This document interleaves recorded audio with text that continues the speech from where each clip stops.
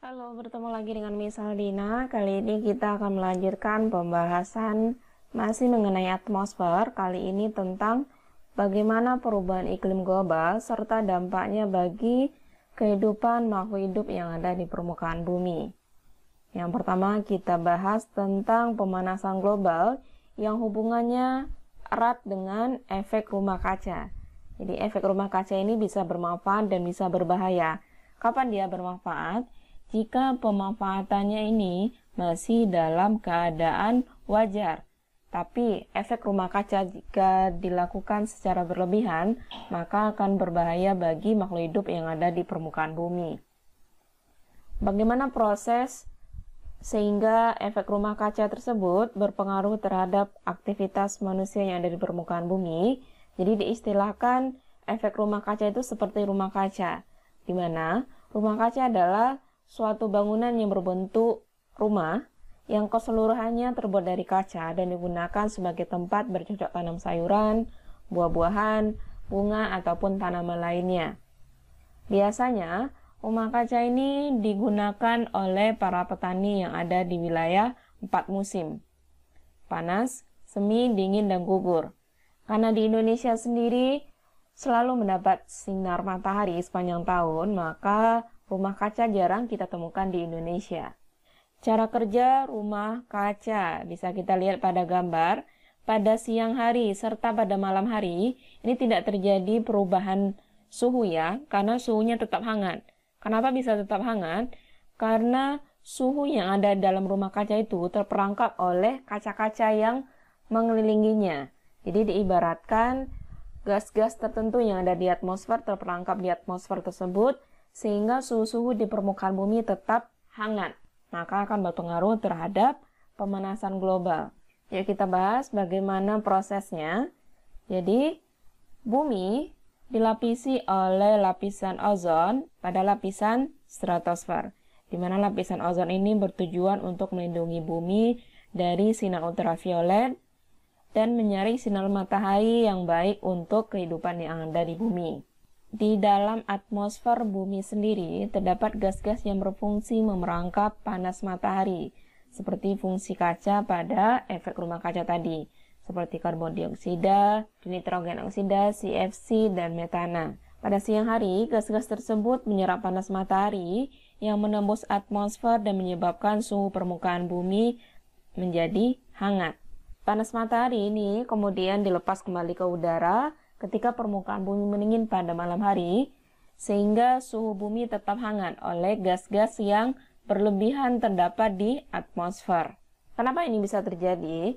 Karena yang pertama, hutan-hutan di permukaan bumi ditebang untuk membangun kota ataupun peternakan, adanya inovasi industri sehingga banyaknya penggunaan listrik dan gas-gas yang berasal dari bahan bakar fosil, baik itu minyak bumi, gas alam, serta batu bara, dan pemanfaatan bahan-bahan organik sehingga membuat lapisan gas yang ada di atmosfer bumi menjadi semakin tebal.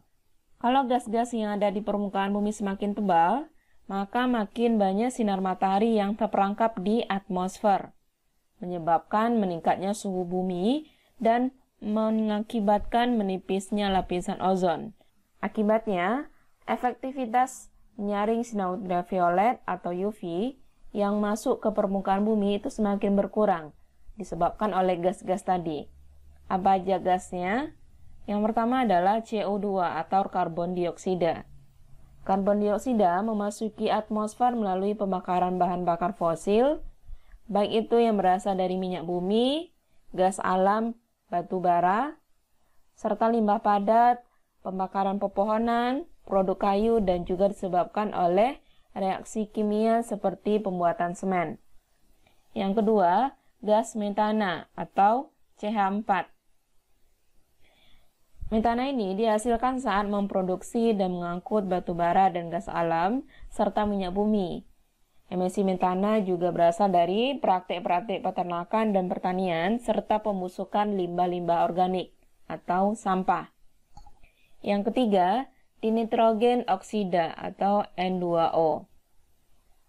Dinitrogen oksida dihasilkan saat melakukan kegiatan-kegiatan pertanian dan perindustrian serta pada saat pembakaran bahan bakar fosil dan limbah padat.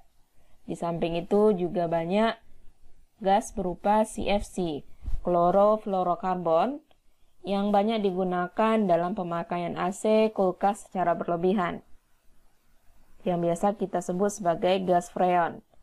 Semakin banyak gas-gas ini di atmosfer sehingga mengakibatkan lapisan ozon di lapisan stratosfer akan semakin menipis.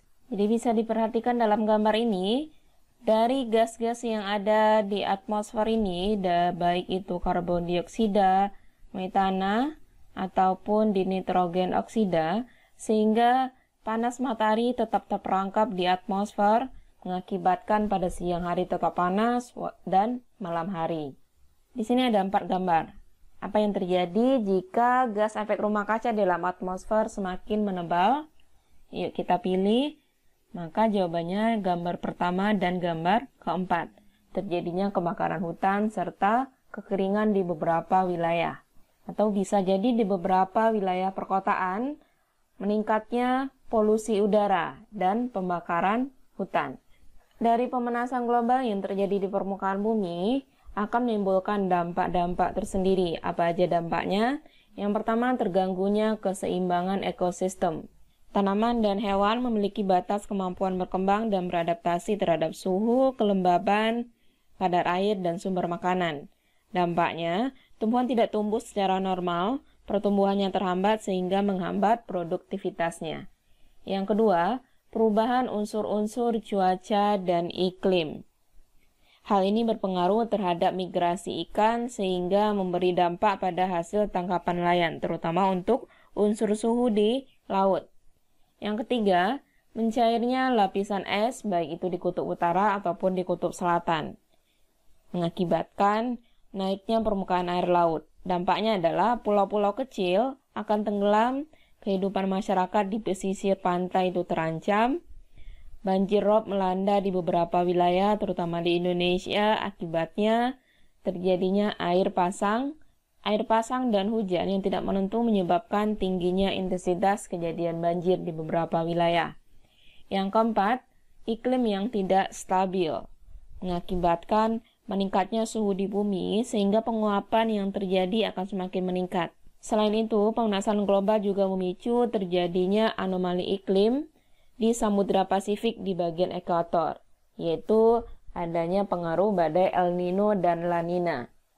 Untuk El Nino adalah anomali yang terjadi di Samudra Pasifik yang ditandai dengan meningkatnya suhu permukaan laut di sana, sehingga dampak El Nino di wilayah Indonesia adalah terjadinya musim kemarau yang sangat panjang, akibatnya banyak pertanian yang mengalami gagal panen. Untuk badai La Nina masih berhubungan dengan anomali di Samudra Pasifik, ditandai dengan turunnya suhu di permukaan laut. Bagi Indonesia sendiri, terjadi hujan lebat, sehingga untuk di beberapa wilayah, maka akan mengakibatkan terjadinya banjir dan tanah longsor.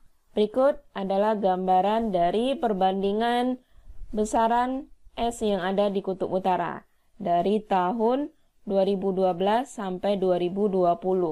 Ini gambarannya, ini kondisi saat ini. Jadi warna biru muda dengan biru pekat ini adalah gambaran bekas besarnya jumlah es yang ada di Kutub Utara. Dari dampak-dampak yang terjadi akibat pemanasan global ini, apa yang harus dilakukan untuk menanggulangi terjadinya pemanasan global? Yang pertama adalah kita sebaiknya melakukan reboisasi atau menanam kembali hutan yang sudah ditebang. Yang kedua, tidak menebang pohon secara sembarangan. Jadi kita harus memilih pohon mana yang harus digunakan untuk kegiatan produksi. Yang ketiga, tidak boros dalam memakai listrik. Hubungannya apa? Karena listrik itu dihidupkan oleh energi yang berasal dari minyak bumi, gas alam, ataupun batu bara. Yang keempat, tidak menggunakan alat yang menggunakan gas CFC. Mungkin perubahannya adalah dengan menggunakan alat yang menggunakan gas HFC, hidrofluorokarbon. Yang kelima, menggunakan energi alternatif. Artinya, energi yang kita gunakan itu yang persediaannya selalu ada, misalnya energi dari sinar matahari, atau energi dari gelombang laut, atau energi dari derasnya air terjun di beberapa wilayah. Yang keenam,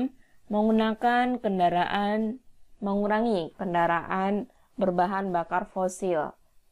Bahan bakar fosil berasal dari minyak bumi, gas alam, dan batu bara.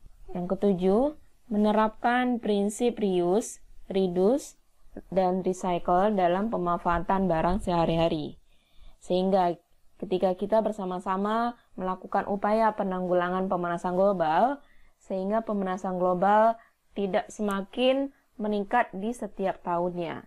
Semoga informasi ini berguna untuk menjaga kelangsungan hidup manusia di permukaan bumi. Sampai ketemu di video selanjutnya. Terima kasih.